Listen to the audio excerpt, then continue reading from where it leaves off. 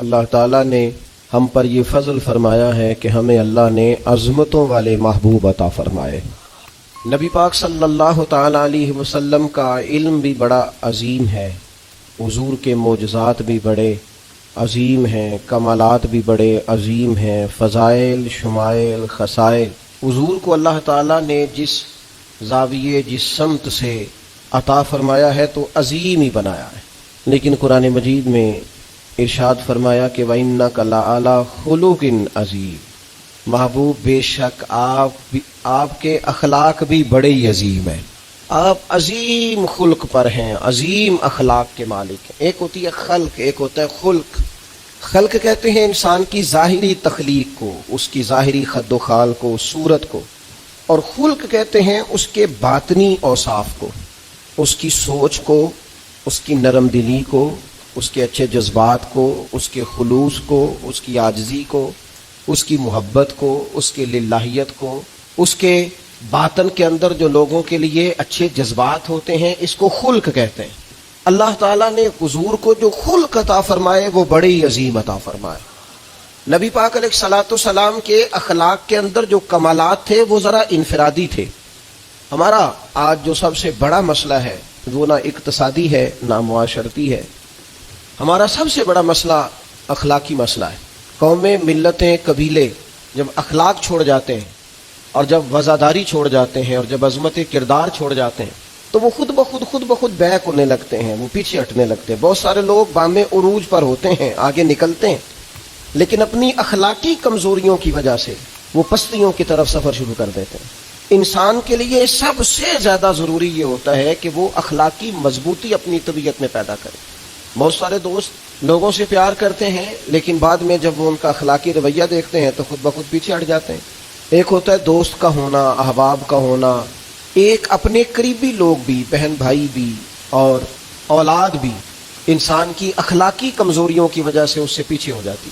جب تک رویے میں، مزاج میں اخلاقی بلندی پائی جاتی، نبی پاک صلی اللہ تعالیٰ علیہ وسلم نے فرمایا تم میں سے بہترین مسلمان وہ ہے جس کے اخلاق زیادہ اچھے ہیں، جس کی عادات زیادہ عمدہ ہیں، جو عظمت کردار کا حامل ہے۔ مزاج میں وفاداری ہونی چاہیے، مزاج میں خیر خواہی ہونی چاہیے۔ انسان بعض لوگوں کے لفظوں میں عاجزی ہوتی ہے، ویسے وہ عاجز نہیں ہوتے، ملتے بھی جھکے ہیں، لیکن ویسے عاجز وہ کہتے ہیں میں نے شیشے میں اتار لیا ہے، میں تیز آدمی ہوں، دیکھا میں نے اس کو بھی قائل کر لیا ہے۔ وہ لفظوں کے لحاظ سے، جھکاؤ کے لحاظ سے عاجز ہوتے ہیں، فی نفس سے ہی عاجز نہیں ہوتے۔ کچھ لوگ جملے کے لحاظ سے، اٹھنے بیٹھنے کے لحاظ سے، آؤ بھگت کے لحاظ سے خدمت گزار ہوتے ہیں، ویسے وہ خدمت گزار نہیں ہوتے۔ کچھ لوگ ایسے ہوتے ہیں جو اچھے جملے ترتیب دے کے کسی کو قائل تو کر لیتے ہیں، اس کو اپنی ہمدردی کا اظہار تو دلاتے ہیں، اشک شوئی تو کرتے ہیں، تسلی تشفی تو دیتے ہیں، ویسے خیر خواہ نہیں ہوتے۔ ویسے وہ بڑی اچھی دھیمی باتیں کر کے کہیں گے کہ یار کوئی مسئلہ نہیں، تو پریشان نہ ہو، تو ٹینشن نہ لے، میں تیرے ساتھ ہوں، پر نہیں نہ ساتھ ہوتے یار۔ زندگی میں وہ عجیب لمحہ تھا، وہ میرے ساتھ تھا پر میں تنہا تھا، ساتھ ہی تھا بندہ پر میں لوگوں کے ہجوم میں بھی اکیلا ہی تھا۔ اپنے اخلاقی رویے میں، خلق میں، مزاج میں، یعنی ڈھل جائے طبیعت انسان کی، اس کے رویے عمدہ ہو جائے اور یہ کام کشید نہ کرنا پڑے اسے۔ ہمارے علماء نے لکھا ہے خلق کا معنی یہ ہے کہ اچھے کام کرنے میں تکلیف نہ اٹھانی پڑے۔ خلق کا معنی یہ ہے کہ اچھے کام خود بخود بندے سے ہونے شروع ہو جائے، وہ خود بخود اچھے کاموں کی طرف اس کی طبیعت مائل ہو جائے، توجہ ہو جائے، اس کا مزاج بن جائے۔ یہ کب ہوتا ہے، کس وقت ممکن ہوتا ہے؟ جب آپ ہر وقت کی اخلاقی بلندی حاصل کرتے ہیں۔ نبی پاک صلی اللہ تعالیٰ علیہ وآلہ وسلم کا ایک طریقہ تھا کہ حضور کے مزاج میں اخلاق۔ بعض لوگ ایسے ہوتے ہیں جو بعض اوقات ایسی حرکت کرتے ہیں، ہوتے ہیں لوگ جو ایسی حرکت کرتے ہیں کہ سخت رد عمل کی ضرورت ہوتی، بندے کا دل کرتا ہے نیرا ڈانٹے نہ، ڈنڈا بھی پکڑ لے، کرتے ہیں بعض اوقات بعض دوست ایسے کام۔ ایک اور بڑا خطرناک رویہ ہوتا ہے، آپ کو پتہ ہے اسلام نے سب سے زیادہ ناپسند کسے کیا؟ غیبت کو۔ آپ کسی کے خلاف، کسی کے قبیلے گھر کے خلاف کسی کونے میں کھڑے ہو کے بات کریں، پہنچانے والے پہنچا دیتے ہیں، جو مزے لے کے سنتا ہے وہ مزے لے کے پہنچاتا بھی ہے، یہ پکی بات ہے۔ جس نے آپ کو ٹائم دیا نا سننے کا، وہ باز نہیں آئے گا، وہ پہنچائے گا۔ آپ کی اخلاقی کمزوری نظر آ جائے گی، واضح ہو جائے گی، آپ سامنے والے۔ اچھا کچھ لوگ وزادار ہوتے ہیں، انہیں پتہ چل جاتا ہے بندہ ٹھیک نہیں، لیکن پھر بھی وہ قبول کریں تو اس کا مطلب ہے وہ بندہ اعلیٰ ظرف ہے جس نے رکھا ہوا ہے۔ تو یہ سمجھتے میں چلاک ہوں، میں اپنی تیزی کے ساتھ گزارا کر رہا ہوں. وہ اعلیٰ ظرف ہے جس نے اتنا کچھ پتا ہونے کے باوجود بھی تیرے لیے کوئی لفظ ہے، وہ بندہ با اخلاق ہے، با مروت ہے، وفادار ہے، وفادار ہے. تو میرے عزیز، نبی پاک علیہ الصلوۃ والسلام نے ان اخلاق کی طرف ہماری توجہ دلائی ہے جن میں لوگ بچتے نہیں کہ یہ کام میں نے نہیں کرنا، مجھے کیا لگے، میرا کیا لینا دینا. مثلا ایک تاجر تھا حضور کے زمانہ نور میں، وہ پھلوں کی تجارت کرتا تھا، مشکات شریف میں موجود ہے. کسی وجہ سے اسے نقصان ہو گیا. تو انسان جب تجارتیں کرتا ہے، زندگی گزارتا ہے، تو جہاں اسے نفع ملتے ہیں وہاں کہیں کہیں اسے خسارے بھی ملتے ہیں. تو الگ بات ہے کہ ہم صرف نفعوں کے قائل ہوتے ہیں، خساروں کے قائل ہی نہیں ہوتے. وہ تاجر تھے، پھلوں کے تاجر تھے، بڑی اچھی تجارت کرتے تھے، کسی وجہ سے نقصان ہو گیا. اب وہ حضور کی بارگاہ میں آئے. ہمارے ہاں یہ ہوتا ہے کہ لوگ کہتے ہیں میرا کیا لینا دینا، بلکہ اگر کوئی بندہ اس طرح کا مسئلہ حل بھی کرا رہا ہو تو کہنے حضرت صاحب تو اڑا نہیں ہے کام. اس تاجر نے اس بارگاہ میں آ کے کہا جہاں جو آ جاتا ہے ہمیشہ بامراد ہی جایا کرتا ہے. یا رسول اللہ صلی اللہ تعالی علیہ وسلم، میں پریشان ہو گیا ہوں. اور پہلے جب آدمی مالدار ہوتا ہے تو دائیں بائیں رش بھی ہوتا ہے، اور جب اس طرح کے حالات ہو جائیں تو وہ جو بڑے قریبی ہوتے ہیں وہ بھی کئی دفعہ ساتھ چھوڑ جاتے ہیں. ساری عمر ہی آٹا گد ہے تے لکھاں کیتے پیڑے، اب وقت آیا ہی تے محمد بخشا کوئی نہیں ہو بیٹھا نیڑے. لوگ نکل جاتے ہیں، کمزور پڑ گیا بندہ بیچارہ. حضور کی بارگاہ میں عرض گزار ہوا، یا رسول اللہ تکلیف میں ہوں. تاجر تھا، پھلوں کی تجارت کرتا تھا اور مشکات میں موجود. نبی پاک علیہ السلام نے دعا بھی فرمائی، کرم نوازی بھی فرمائی، رحمت بھی فرمائی، عطائیں بھی فرمائی. لیکن حضور نے نا صحابہ سے فرمایا سارے مل کے اپنے بھائی کی مدد کرو. تھوڑے پیسے کسی نے دیے، تھوڑے کسی نے دیے، تھوڑے کسی نے دیے، مل. اور ایسے لوگوں سے جو لوگ بڑے اس کام کے لیے ہر وقت ذہنی طور پر تیار رہتے تھے، ان لوگوں سے کہا اس کے ساتھ چلو. لیکن اس کا قرضہ ابھی بھی جتنا چڑھ گیا تھا اتنے پیسے جمع نہیں ہوئے تھے. اللہ کرے میں آپ کو سمجھاؤں، یہ بھی اخلاقی بلندی والا کام ہے کہ کسی شخص کی کمزوری میں اسے اٹھانا، گرتے ہوئے کو سنبھالنا، پھسلنے والے کو سہارا دینا، بکھرنے والے کو بکھرنے سے بچا لینا، ٹوٹنے والے کو ٹوٹنے سے بچا لینا، پریشان ہو جانے والے کو سمیٹ لینا. اللہ کے پیارے رسول صلی اللہ تعالی علیہ وسلم نے فرمایا اپنے بھائی کی مدد کرو. لوگوں نے مدد کی، لیکن اس حد تک اس کے پاس پیسے نہ ہوئے جتنا اس کا قرضہ تھا. اب حضور نے ان لوگوں کو بلایا جن کے اس نے پیسے دینے تھے، اور پیسے دینے والوں سے کہا کہ اس کے پاس اتنے ہیں، اتنے لے لو، اور چلو تم بھی کچھ نیکی کرو، کچھ لے لو کچھ چھوڑ دو. یہ کون کرا رہا ہے؟ رحمت للعالمین نبی. اور ہمارا جب کوئی بندہ اس طرح الجھ جاتا ہے پھر تو وہ ساڑا لگتا ہی کچھ نہیں نا. اتنے دنوں تک نہ رشتہ داری ہوتی ہے، نہ دوستی ہوتی ہے، نہ تعلق ہے. وہ تیری آنکھ ہو یا سنگ ملامت کی چبھن، کون پہنچا ہے میرے درد کی گہرائی تک. دور شہرت میں تو یاروں نے کیا یاد بہت، پر ساتھ آیا نہ کوئی کوچہ رسوائی تک. جب حالات خراب ہوتے ہیں تو سب سے پہلا کام یہ ہوتا ہے میرا تعلق کوئی نہیں، اور جب ٹھیک ہوتے ہیں تو پھر بڑی لمبی رشتہ داری نکلتی ہے. ہو کہتے ہیں وہ بڑی دور کے میرے قریبی تعلقات ہیں، بڑا دور کا رشتہ ہے میرا، بڑا قریبی لین دین ہے. تو بڑی عمدگی سے لوگ، بڑی دور شہرت میں تو یاروں نے کیا یاد بہت، پر ساتھ آیا نہ کوئی کوچہ رسوائی تک. جو عرض کرنے جا رہا ہوں اس پر آپ نے زیادہ غور کرنی ہے کہ اگر کوئی آدمی گر رہا ہو تو گرتی دیوار کو دھکا نہیں دینا، اسے سنبھالنا ہے. اس شخص کو یار حالات ہو جاتے ہیں اوپر نیچے، انسان کمزور پڑ جاتے ہیں. راہ چلتے چلتے کئی دفعہ گاڑی کا صرف پیٹرول ہی ختم نہیں ہوتا، جو مفت میں پانی ملتا ہے کئی جگہوں پہ وہ بھی ختم ہو جاتا ہے، اور قریب قریب اس کی بھی کوئی شناخت نہیں ہوتی. کئی دفعہ صرف اور صرف پیٹرول کا مسئلہ نہیں ہوتا، وہ جو 20 روپے میں ہوا ٹائر میں بھری جاتی ہے کئی جگہوں پہ وہ بھی نہیں ملتی.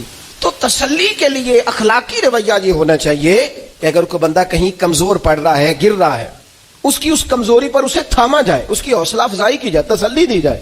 لیکن ہمارا یہ ماحول نہیں ہوتا. میں اکثر کہتا ہوں دوستوں سے کہ جو آدمی اپنے گھر کی تیسری منزل شروع کرتا ہے نا، تیسرا لینٹر ڈالتا ہے، اسے سارے جا کے پائیا کو کام ہو جاتے دسی بھائی ہونے کیوں دسنا ہے، مالدار آدمی ہے تیسرا لینٹر ڈال رہا ہے. لیکن وہ بیچارہ غریب آدمی جو بالے ڈال رہا ہے اور لکڑی کی چھت ڈال رہا ہے، وہ اگر کسی سے جا کے کہتا ہے نا تھوڑی امداد کرا دے میرا کام رک گیا، تو کہتے ہیں آپ نے پہلے بتانا تھا. اب تو نہیں نا، مطلب وہ تو بڑی پرانی بات تھی، وہ تو میں نے بانٹ دیا، رمضان میں بڑا کر دیا، فلانی جگہ بڑا. یہ لہجہ درست کی اخلاقی رویہ نہیں. درد دل اور چیز کا نام ہے، خیر خائی اور چیز کا نام ہے. وہ کسی نے کہا تھا کہ پلا کر گرانا تو سب کو آتا ہے، مزہ تو تب ہے کہ گرتوں کو تھام لے ساقی. کوئی گر رہا ہو اس کا بازو پکڑنا، اس میں مزہ ہے، اس میں لطافت ہے، اس میں حسن ہے. اور ایک دوسرا اخلاقی رویہ جس کی بہت زیادہ ضرورت ہے، جو ہمارے زیادہ ساتھ ہوتے ہیں نا، غلطیاں بھی انہوں نے ہی کرنی ہوتی ہیں. جو آپ کے ساتھ نہیں انہیں آپ کو معاف بھی نہیں کرنا پڑتا. معاف کسے کرنا پڑتا ہے؟ معاف کسے کرنا پڑتا ہے؟ اپنے خادم کو. اگر آپ آفیسر ہیں تو اپنے ملازم کو. معاف کسے کرنا پڑتا ہے؟ اپنے بہن بھائیوں کو، رشتہ داروں کو، اہل خانہ کو. معاف کسے کرنا پڑتا ہے؟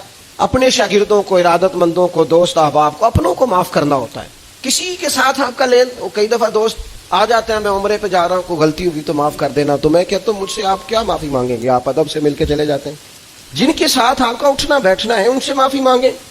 جو زیادہ قریب رہیں گے غلطیاں بھی تو وہی کریں گے نا، جو روز مانتے ہیں، کسی وقت سستی بھی دکھاتے ہیں. تو معاف تو کرنا ہوتا ہے اپنوں کو. ایک خاص بات کروں آپ سے، بیٹیوں کو معاف نہیں کرنا پڑتا، معاف بہو کو کرنا پڑتا. کر کے تو دیکھو نا یار. ایک معیار ہے بیٹی کے لیے، وہ بیاہ کے کسی جگہ گئی ہے، اس کی شکایت آئی ہے، تو ہمارا جواب یہ ہے کہ ابھی بچی ہے، سیکھتے سیکھتے سیکھ جائے گی. یہ جواب بنائیں بہو کے لیے. اگر وہ غلطی کرے، اس کی ساس شکایت کرے، اس کا خامن شکایت کرے، تو یہ بہو کے لیے بولیں کہ ابھی بچی ہے، سیکھتے سیکھتے. یہ بہو کے لیے بات کریں کہ بچی ہے، سیکھتے سیکھتے. یہ بہو کے لیے ضرورت ہے اس کی. بیٹی کے لیے تو اس کی ضرورت، بیٹی غلطی کرے تو اس کے وکیل بن جاتے ہیں. ساری زندگی ساس سسر اپنی بیٹی کے وکیل رہتے ہیں اور اپنی بہو کے جج بنے رہتے ہیں.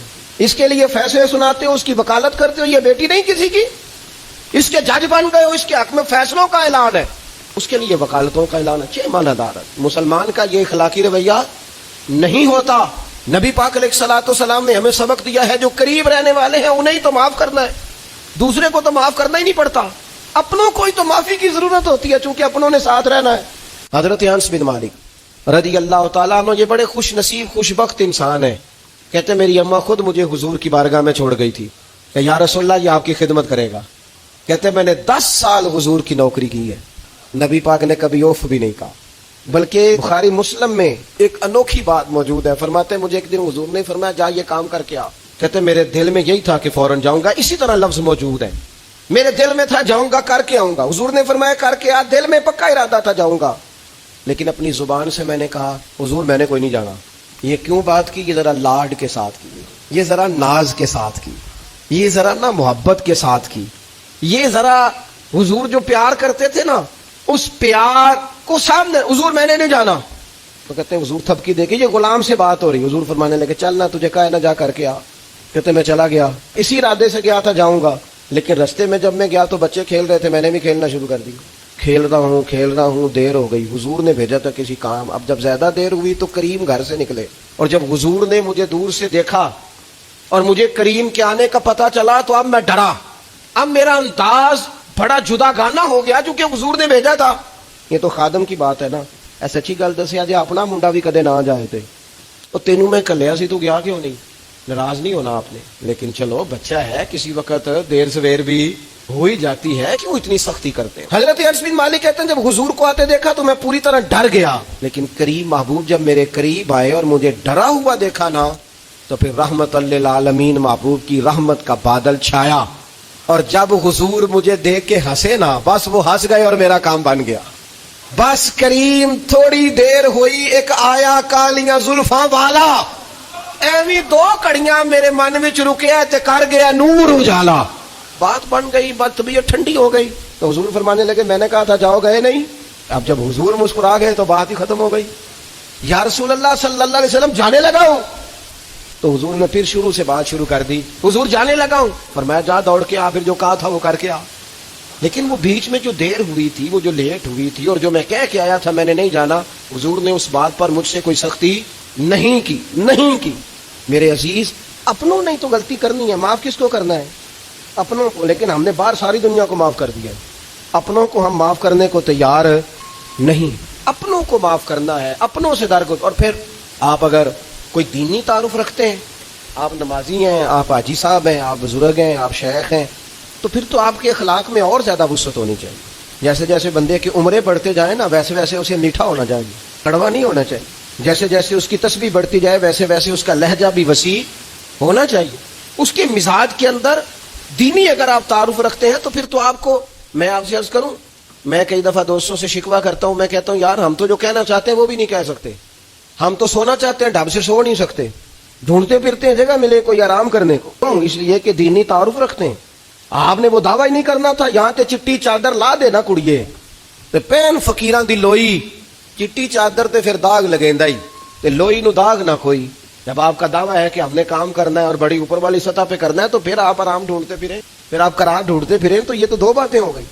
ایک بات کرنی پڑے گی، دینی تعارف رکھنے والے آدمی نے اگر اس نے دین سکھانا ہے اپنے بچوں کو، اپنے گھر والوں کو، تو حسن اخلاق سے سکھائے گا۔ وہ اگر ڈنڈا پکڑ لے ہر وقت، سختی بھی کریں جہاں ضرورت ہو، لیکن اگر اس کا لہجہ ہی ہمیشہ کے لیے تلخ ہو جائے گا تو وہ کبھی بھی دین سکھانے میں کامیاب۔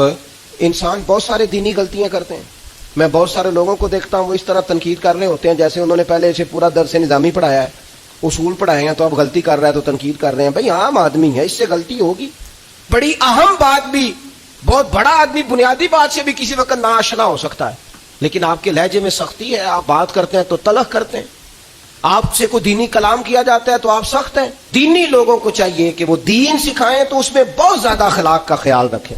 غلطیاں کریں گے لوگ، اگر آپ عالم ہیں اور آپ کے پاس کوئی دینی معلومات ہیں تو پھر آپ کو اس کی خوبصورتی کا بھی پتہ ہونا چاہیے۔ آپ نے حضرت معاویہ بن حکم رضی اللہ تعالیٰ عنہ کہتے ہیں میں نے حضور کی مسجد شریف میں نماز پڑھی تو ایک شخص کو نا چھینک آئی، یہ بھی بخاری مسلم میں موجود، تو میں نے نماز میں کہہ دیا یرحمک اللہ، یہ چھینک آنے کا جواب ہوتا ہے، میں نے یہ نماز میں کہہ دیا۔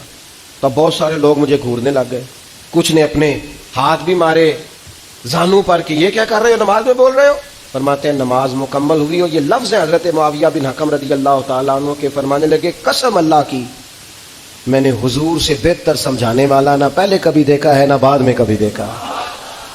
فرماتے ہیں نہ حضور نے مجھے مارا نہ ڈانٹا، بلکہ جس طرح ایک بچے کو گویا ٹریٹ کیا جاتا ہے، سمجھایا جاتا ہے۔ حضور فرمانے لگے اللہ کے بندے نماز میں کوئی اور بات نہیں کرنی چاہیے، صرف اللہ کی تسبیح پڑھنی چاہیے، اس کے اسماء کا ذکر کرنا چاہیے یا قرآن پاک پڑھنا چاہیے، نماز میں کوئی اور کلام کرنے کی اجازت نہیں ہے۔ ہمارے ہاں لوگ دینی مسئلہ سمجھاتے ہیں تو اتنا ان کے مزاج میں تلخی ہوتی ہے، بعض اوقات اللہ ماشاءاللہ کچھ لوگوں کی طبیعت اتنی کرخت ہوتی ہے، بچہ نماز پڑھ رہا ہے اور حاجی صاحب اس کے ساتھ کھڑے نماز پڑھ رہے ہیں، لیکن وہ اس کو کھڑا کر رہے ہیں تو یوں کندھے سے ہلا، تو تینوں آج تک نہیں پتا نماز ہے کہ یا دین سکھا رہے؟ یہ اخلاقی رویہ دین سکھانے کا، یہ لب و لہجہ دین سکھانے کا؟ قطعاً ایسا کوئی کام نہ کریں۔ میں تو یہ مدارس کے اساتذہ سے بھی کہتا رہتا ہوں، میں کہتا ہوں نبی پاک نے کبھی کسی کو نہیں مارا، آپ بچوں کو ڈانٹیں، کریں کچھ، لیکن وہ رویہ آپ اختیار نہ کریں جس کی دین اجازت نہیں دیتا۔ تو اخلاقیات میں ان چیزوں کا ضرور خیال کریں۔ ایک روایت اور عرض کر دوں آپ کو، حضرت جابر بن عبداللہ رضی اللہ تعالیٰ عنہ فرماتے ہیں میرے والد احد میں شہید ہو گئے تھے، میرے ذمہ بہنوں کا بوجھ بھی تھا اور قرضہ بھی تھا۔ اللہ کے محبوب علیہ السلام نا مختلف طریقوں سے مختلف انداز میں میرے اوپر کرم نوازیاں فرما۔ نوازنے کا طریقہ، آپ نہ کسی کو نوازیں بہانے سے۔ میں نے بعض بزرگوں کو دیکھا ہے کسی بچے کو ادارے میں خانقاہ میں کمزور دیکھتے، وہ سریلا بھی نہیں ہے، اسے کہتے چل پتر نعت سنا، وہ نعت سنا رہا ہے تو اسے نذرانہ دے رہے ہیں، چل بیٹے تلاوت سیکھ سنا، چل تقریر سنا، کسی بھی طریقے سے اس کو تسلی ہو رہی، اور اس طرح کا رویہ نہ اپنایا جائے کہ وہ مانگنے والا بن جائے۔ یہ اخلاقی بلندی ہوتی ہے آپ کی کہ آپ کسی شخص کو بہانوں سے نوازیں، اس طرح کا ماحول نہ بنائیں کہ آپ اسے کہیں کہ چونکہ تو کمزور ہے، غریب ہے، فقیر ہے، لہذا تجھے دے رہا ہوں۔ حضرت جابر بن عبداللہ فرماتے ہیں، اور یہ بھی آپ کو مسلم شریف میں ملے گا، فرماتے ہیں کہ جنگ میں میں حضور کے ساتھ تھا، میرا اونٹ بڑا کمزور ہو گیا، بیمار ہو گیا، چل نہیں رہا تھا، حضور میرے قریب آئے اور پیچھے آ کے فرمانے لگے اسے بھگاتا کیوں نہیں؟ میں نے کہا حضور بیمار ہے، کیسے بھگاؤں؟ تو نبی پاک نے نا اونٹ کو ایک درہ لگایا اور گویا پیغمبر اعظم نے حکم دیا، نبی رحمت نے، نبی اکرم نے حکم دیا، فرمایا اونٹ بھاگتا کیوں نہیں؟ وہ جو سب سے پیچھے تھا وہ سب سے آگے نکل گیا۔ واہ کیا جود و کرم ہے شہ بتہا تیرا، اور نہیں سنتا ہی نہیں مانگنے والا تیرا۔ سرکار نے حکم دیا، وہ اونٹ سب سے آگے نکل گیا۔ اب حضور گھوڑا دوڑا کے آگے آئے، فرمانے لگے جابر ہاتھ بیچ نہیں دیتا؟ وہ بیمار تھا، حضور کے حکم سے بھاگا ہے، فرمایا بیچ نہیں دیتا؟ کہا نہیں یا رسول اللہ ویسے ہی رکھ لیں، فرمایا نہیں میں پیسے دوں گا۔ یا رسول اللہ آپ کا یہ ہے، فرمایا نہیں آپ قیمت بتائیں۔ حضور ٹھیک ہے اتنے کا اونٹ ہے، میں مدینہ طیبہ جا کے آپ کی خدمت میں پیش کر دوں گا۔ حضرت جابر بن عبداللہ فرماتے ہیں حضور نے مجھ سے اونٹ خریدا، مدینہ طیبہ پہنچ کر نبی پاک صلی اللہ تعالی علیہ وسلم نے سیدنا بلال حبشی سے فرمایا جابر کو اونٹ کی قیمت بھی دے دو، کچھ پیسے زیادہ بھی دے دو۔ فرماتے ہیں مجھے اونٹ کی قیمت بھی مل گئی، کچھ پیسے زیادہ بھی مل گئے، اور جب میں حضور کی بارگاہ میں حاضر ہوا اونٹ پیش کر کے اور قیمت لے کے جانے لگا تو حضور فرمانے لگے جابر زیادہ نہیں، قیمت بھی تیری ہے، اونٹ بھی تیرا ہے۔ نبی پاک نے وہ اونٹ بھی تحفے میں مجھے واپس دے دیا۔ یہ اخلاقی رویے کی بلندی کہ کسی شخص کی غربت میں اسے نوازنا، لیکن اس طرح کا نوازنا اسے محسوس نہ ہو کہ مجھے امداد دی جا رہی ہے۔ تو اپنے ان چند ایک اخلاقی رویوں پر ضرور توجہ کریں۔ ایک تو سب سے جس کو آپ دیکھیں کمزور ہو گیا ہے، گر رہا ہے، پریشان ہے، اس کا ضرور خیال کریں۔ لوگ بڑے بڑے تیز دوڑتے ہیں، کسی جگہ پھر گر بھی جاتے ہیں، گرتے ہوئوں کو سنبھالنے کی کوشش کریں۔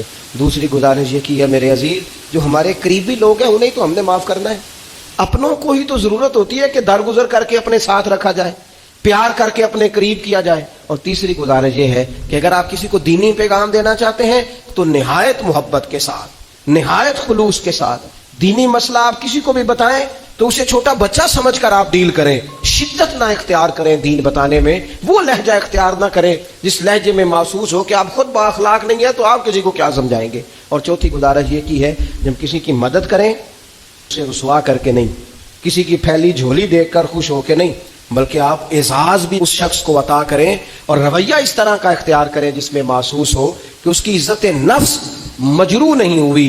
ان چیزوں کو پیش نظر رکھ کے جب اخلاقی بلندی ہم حاصل کریں گے نا، ایک میں اور بات بڑی ضروری آپ کی خدمت میں عرض کروں، جو آدمی بھی اپنے آپ کو بڑا سمجھتا ہے، وہ مالی طور پہ بڑا ہے، علمی طور پر بڑا ہے، عہدے کے طور پہ بڑا ہے، قبیلے کے طور پہ بڑا ہے، خاندان میں بڑا ہے، وہ کسی بھی مقام پر کسی بھی انداز میں بڑا ہے، اللہ نے فضل کیا وہ بڑا ہو گیا، اسے سمجھ آ گئی ہے کہ کچھ لوگ میری بات سنتے ہیں، میرا فیصلہ مانتے ہیں، تو وہ اچھی طرح سمجھ لے کہ اگر وہ اللہ کے فضل سے اسے کوئی موقع مل گیا بڑا ہونے کا تو وہ اپنے اخلاق کو بڑا کرے، پھر اپنے کردار کو بڑا کرے، پھر اپنے حوصلے کو، ظرف کو اور اپنے ذہن کو بڑا کرے، اس لیے کہ آپ اپنے کردار کی اور حوصلے کی بنیاد پر بڑے بنیں گے۔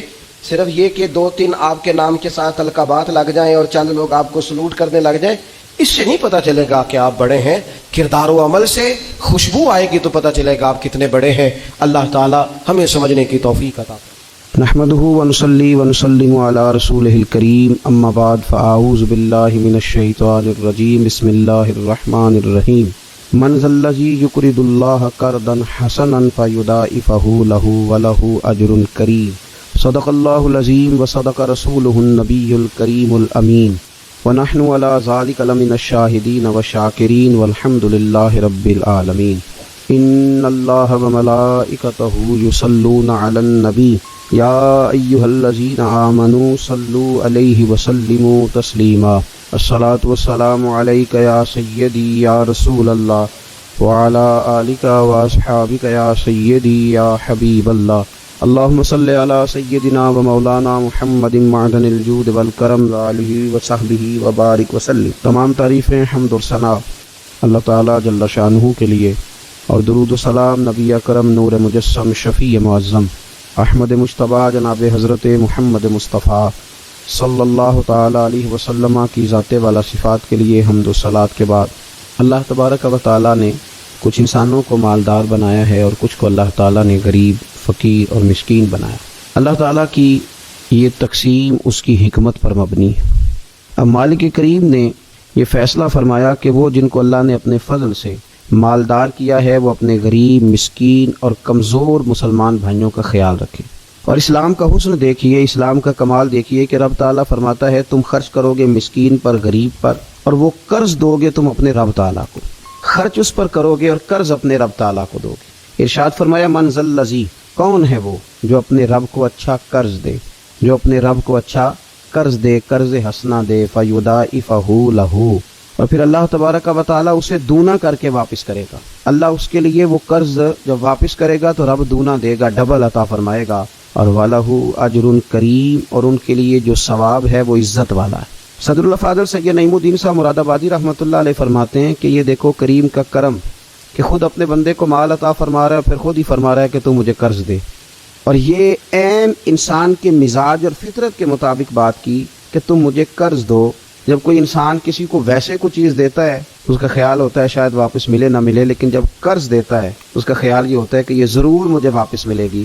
تو فرمایا چونکہ تمہارے مزاج ہیں، تمہاری طبیعت ہے، تمہاری فطرت ہے، تم سمجھتے ہو کہ قرض ہمیں ضرور واپس ملے گا، لہذا تمہارا رب تمہیں کہہ رہا ہے کہ تم مجھے قرض حسنہ دے دو، اپنے غریب بھائیوں پر، مسکینوں پر، کمزوروں پر خرچ کرو اور اپنے رب کو قرض حسنہ دے دو، رب تمہیں ڈبل کر کے واپس عطا کرے گا، اور جو اجر دے گا وہ عزت والا دے گا، جو تمہیں ثواب عطا فرمائے گا وہ اکرام والا اللہ تمہیں ثواب عطا کرے گا۔ نبی پاک صلی اللہ تعالی علیہ وسلم نے انفاق کی تعریف کی، اللہ کے راستے میں خرچ کرنے کی۔ جب تک امراء مالدار لوگ خرچ نہیں کریں گے غرباء پر، مساکین پر، طلباء پر، فلاحی کاموں میں، دینی کاموں میں جب تک وہ خرچ نہیں کریں گے تب تک معاملہ آگے نہیں بڑھے گا، تب تک وہ سارے منصوبہ جات جس سے کہ غریب کا بھلا ہونا تھا، جس سے دین کو مضبوط ہونا تھا، جس سے دین کی اشاعت ہونی تھی، وہ سارے منصوبے آگے نہیں بڑھیں گے۔ اس لیے نبی کریم صلی اللہ تعالی علیہ وآلہ وسلم نے ارشاد فرمایا کہ تم خرچ کرو تاکہ تم پر خرچ کیا جائے، تم اللہ کے راستے میں دو تاکہ رب تمہیں دے، دو اس کے راستے میں وہ تمہیں عطا کرے اپنے فضل و کرم کے ساتھ۔ اللہ تبارک و تعالیٰ کے راستے میں جب خرچ کیا جاتا ہے تو رب راضی ہوتا ہے، پھر بندے کو اور زیادہ عطا کرتا ہے۔ آپ دیکھیے کہ اسلام نے خرچ کرنے کے بہت سارے مواقع بنائے اور فردن فردن غریب کو امیر کے ساتھ جوڑا، امیروں سے کہا کہ غرباء کا حصہ نکالو، سال کے بعد زکوٰۃ کا حکم دیا، ہر وہ شخص جو صاحب نصاب ہے وہ سال کے بعد زکوٰۃ ادا کرے۔ رمضان المبارک آیا تو صدقہ فطر کو رکھا گیا تاکہ جو غرباء ہیں، مساکین ہیں، وہ بھی عید کی خوشیوں میں امیر مسلمانوں کے ساتھ شامل ہوں۔ پھر جب فصل کا موقع آیا تو عشر رکھا گیا تاکہ غریب بھی تمہارے غلے میں، تمہارے اناج میں، تمہاری گندم میں، تمہارے چاول میں، تمہاری سبزی میں شریک ہو جائے۔ ہر موقع پر ان کو یاد رکھنا، ان کو ساتھ ملانا۔ قربانی رکھ دی گئی، اور قربانی بھی جب رکھی گئی تو امیر پر رکھی گئی۔ اس کا فلسفہ بھی یہی ہے کہ امیر قربانی کریں گے اور غریبوں تک اس کا گوشت پہنچائیں گے۔ میرے رسول کریم صلی اللہ تعالی علیہ وآلہ وسلم نے یہ خوبصورتی کے ساتھ ایک کو دوسرے کے ساتھ جوڑا۔ اب ہوتا کیا ہے؟ ہوتا یہ کہ انسان کو مال سے پیار ہوتا ہے، فطرتاً کمائے ہوئے مال سے محبت ہوتی ہے۔ انسان بسا اوقات یہ سمجھتا ہے کہ بڑی مشکل سے تنکا کر کے، محنت کر کے، جد و جہد کر کے میں نے یہ مال جمع کیا ہے تو اب میں دے دوں۔ ایک لمبا عرصہ تک میں نے پردیس کاٹا، مشکلات برداشت کی، اور میں نے کئی راتوں کے رت جگہ اس کام کے نام کی، اور آپ آج اگر مالی طور پر میں مضبوط ہوا ہوں تو کیا میں یہ مال دے دوں؟ تو دیکھیے، اسلام ایک روحانی مذہب ہے، اس کی تعلیمات آفاقی ہیں۔ یہ ہمیں بتلاتا ہے کہ صرف فیصلہ وہ نہ کرو جو تمہاری آنکھوں سے نظر آ رہا ہے، کچھ چیزیں ایسی ہیں جو رب تمہیں اپنے فضل سے دے رہا ہے اور تمہاری ظاہری آنکھیں انہیں دیکھ نہیں رہی۔ نبی پاک صلی اللہ تعالی علیہ وسلم نے ارشاد فرمایا، یہ حدیث مبارکہ صحیح مسلم میں موجود ہے، حضرت ابو ہریرہ رضی اللہ تعالیٰ عنہ فرماتے ہیں، دیکھیے حضور صلی اللہ تعالیٰ علیہ وسلم بات کر کے مختصر جملوں میں کیسے آگے بڑھتے ہیں۔ کریم ابو فرمانے لگے، یاد رکھنا صدقہ دینے سے مال کم نہیں ہوتا۔ اللہ اکبر! آپ کو تو میسج آ گیا بینک سے کتنے پیسے کم ہو گئے، آپ نے تو جو گن کے دراز میں رکھے تھے اس میں سے لاکھ میں سے آپ نے تو 5000 دے دیا، تو آپ کو تو پتہ ہے وہ 95 رہ گیا ہے۔ لیکن یہ صحیح مسلم کے لفظ ہیں، حضور فرماتے ہیں صدقہ دینے سے مال کم نہیں ہوتا۔ کائنات کے سب سے سچے، کھرے، صادق اور امین محبوب علیہ الصلوۃ والسلام نے فرمایا کہ صدقہ دینے سے مال کم نہیں ہوتا۔ حکیم الامت مفتی احمد یار خان صاحب نعیمی رحمۃ اللہ تعالی علیہ ارشاد فرماتے ہیں کہ کسان جب اس نے بیج کی بوریاں بھر کے رکھی ہوئی ہوتی ہیں، تو جب وہ جا کر کے بیج ڈالتا ہے کھیت کے اندر، تو بظاہر تو وہ بوریاں خالی کر کے آتا ہے، لیکن پتہ تب چلتا ہے کہ جب ایک ایک بیج پر پھر کئی گنا دانہ لگتا ہے۔ آیا تو وہ خالی کر کے تھا، لیکن اگر تھوڑا سا وہ گہرائی کے ساتھ دیکھے تو اس نے تو کمال کر دیا، اب تو اس پر بے شمار دانے لگ گئے۔ تو حضور علیہ الصلوۃ والسلام نے فرمایا صدقہ دینے سے مال کم نہیں ہوتا، اور فرمایا معاف کرنے کی وجہ سے اللہ بندے کی عزت میں اضافہ کر دیتا ہے، اور فرمایا جو اللہ کی رضا کی خاطر جھک جائے اللہ اسے عزت عطا کر دیتا ہے۔ صدقہ دینے سے مال کم نہیں ہوتا۔ تو اپنی طبیعت کے اندر اگر شوق پیدا کر لیا جائے راہ خدا میں خرچ کرنے کا، ذوق بنا لیا جائے، ہمارا یہ ذہن بن جاتا ہے کہ یہ بھی میرے پیسے، یہ بھی میرے پیسے، وہ کونے میں میری جائیداد، یہ میرا مکان، وہ میرا بینک بیلنس، یہ میرے جانور، یہ میرا مال تجارت، یہ میرے کھیت کھلیان۔ میرے محبوب نے فرمایا تیرے 3 ہی مال ہیں، ایک تو نے کھا لیا ہے، ایک تو نے پہن لیا، ایک تو نے راہ خدا میں خرچ کر لیا، باقی تو وارثوں کا ہے۔ وارثوں کے مال کے بارے میں اس قدر زیادہ توجہ رکھنا، اس قدر زیادہ ذہن بنا کے رکھنا، تو اللہ تبارک و تعالیٰ کی راہ میں خرچ کرنے کا جو شوق ہے، حضور صلی اللہ علیہ وسلم نے اس کی نصیحت کرتے۔ نبی پاک صلی اللہ تعالی علیہ وسلم کے سامنے حضرت اسماء بنت ابی بکر صدیق خرچ کر رہی تھی، اللہ کے راستے میں دے رہی تھی، تو سرور کائنات صلی اللہ تعالی علیہ وسلم نے فرمایا اسماء خرچ کرو پر گنا نہ کرو، گن کے اللہ کے راستے میں خرچ نہ کرو ورنہ رب بھی تمہیں گن کے دے گا۔ فرمایا تم اس کے راستے میں اس کی راہ سے کچھ بچا کے نہ رکھو تو رب تعالیٰ بھی جب تمہیں دے گا نا تو پھر بے حساب ہی عطا فرمائے گا۔ گن کے یوں احتیاط کر کے دے کے پریشان ہو کے راہ خدا میں خرچ نہ کیا جائے۔ بلکہ اللہ تبارک و تعالیٰ کے راستے میں دیا جائے اور مالک کے حضور اس کی رضا کے لیے خرچ کیا جائے اللہ تعالیٰ کے بندوں پر۔ حضور صلی اللہ تعالیٰ علیہ وآلہ وسلم کی جو عادات جن کی وجہ سے کائنات میں میرے محبوب پاک علیہ الصلوۃ والسلام کے روز ڈنکے بجتے ہیں، حضور کی نعتیں پڑھی جاتی ہیں، ان میں حضور علیہ السلام کی ان خوبصورت عادات میں سے ایک عادت ہے حضور کا سخی ہونا، کریم ہونا۔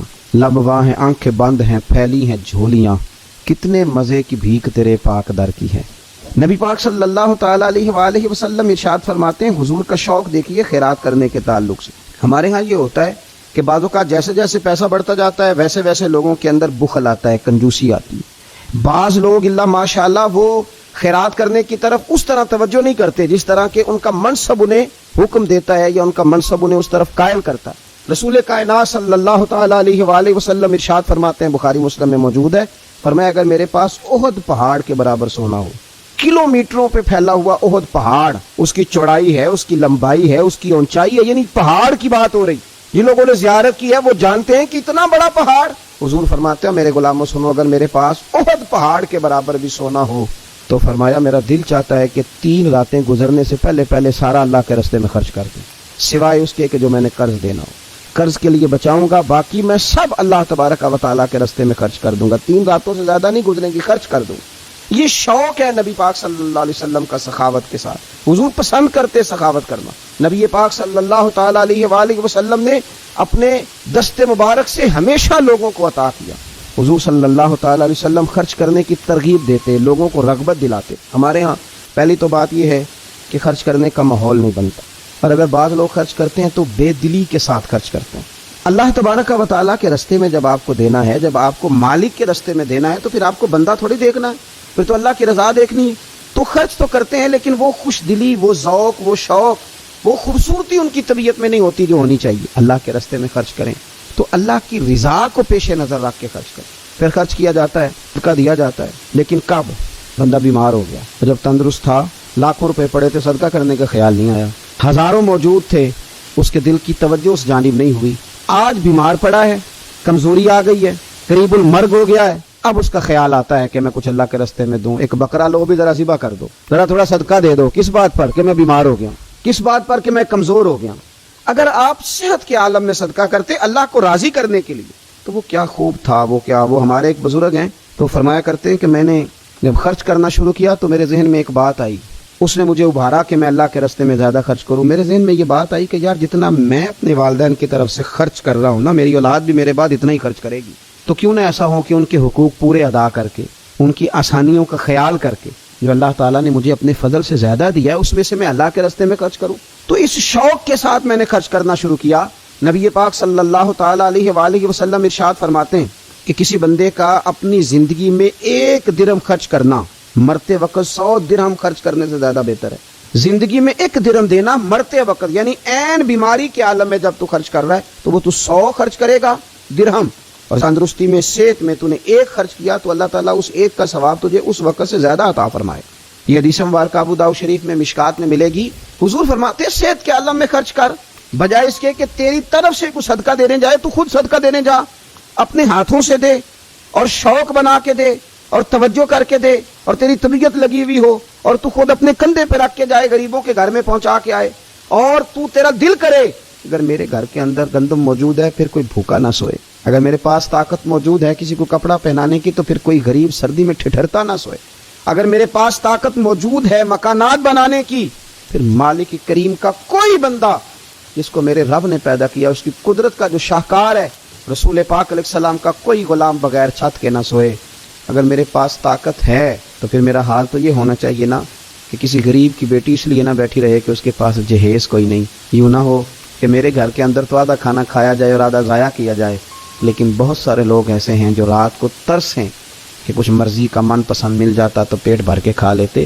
سخاوت کا حکم دیا گیا، صحت کے عالم میں خرچ کریں، تندرستی کے عالم میں خرچ کریں، اللہ کی رضا کے لیے خرچ کریں۔ یہ ماحول نہ بنائیں کہ بیمار ہو گیا ہوں تو جا بیٹے صدقہ کر دے، اب میں کمزور پڑ گیا ہوں تو جا بیٹے تو کچھ اللہ کے راستے میں خرچ کر دے۔ ایک شوق ہو، ایک طبیعت ہو۔ نبی پاک صلی اللہ تعالیٰ علیہ وآلہ وسلم کی پیاری زوجہ، ذرا یہ انداز بھی دیکھیے گا، حضرت سیدہ عائشہ صدیقہ رضی اللہ تعالیٰ عنہ فرماتی ہیں کہ ہم چونکہ حضور کی ازواج کثیر تعداد میں تھی تو کبھی نہ نبی پاک صلی اللہ علیہ وسلم سے کچھ سوالات نہیں کرتے تھے، اور اس سوالات کے اندر محبت چھلکتی تھی، محبت میں ایک دوسرے سے آگے بڑھنا چاہتی۔ حضرت عائشہ صدیقہ رضی اللہ تعالیٰ عنہ فرماتی ہیں کہ ہم نے عرض کی یا رسول اللہ صلی اللہ تعالیٰ علیہ وسلم، ہم میں سے سب سے پہلے